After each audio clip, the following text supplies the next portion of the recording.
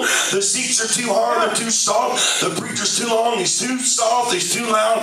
Oh, the music's not my style. I just wait for my favorite song to kick it. I'm going to just keep preaching. Is this all right? Hang on, let me get better in just a minute. I guess my question to you is, what kind of church will we have? This is why I appreciate the diversity of the body of Christ. And this is why we have to understand, I don't know how I got on this, but this is why we have to understand that it is so important that you and I learn how to agree to disagree. I'm not always going to agree with you. You're not always going to agree with me. But understand, as long as it's not a heaven or hell issue, will you just allow me to be the person that I am?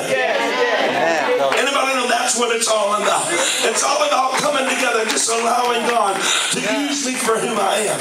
And I feel to tell somebody, don't judge me today and think that this time next month or next year I'm going to be like this, because I'm changing.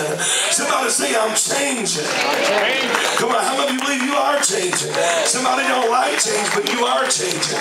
You will constantly change. If you don't believe it, drag out your old photo album from 10 years ago.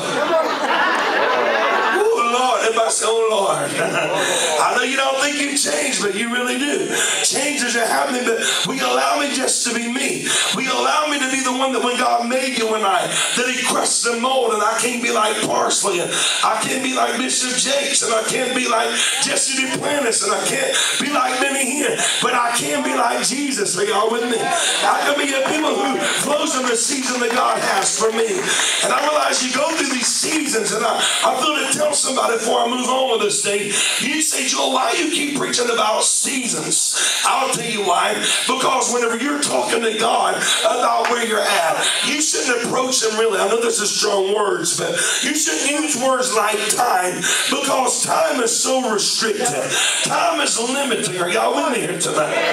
It's limited. God is not limited by time. Come on, I'm going to put something on you. Oh, yeah, he's not limited by time. We're limited by time. Sooner or later, I mean, you can keep doing Botox or whatever you want to do, but sooner or later, time's going to catch up with you. Sooner or later, you're going to reach the end of your timeline, and either the Lord's going to come and snatch you out of here in a moment, in the twinkling of an eye, or you're going to die. You say, well, Joel, do I win either way? Yeah, I'm going to preach this. Oh, yeah, how many of you know you win either way? Because we can be like Paul when he's ready to die. He looked down at the grave and he said, I'm ready to be offered. The time of my departure is at hand.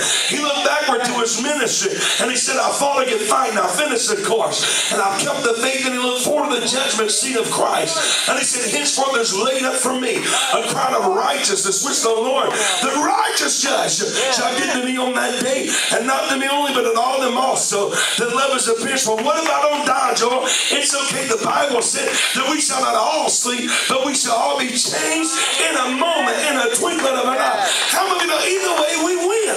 Come on, somebody give God a shout of praise.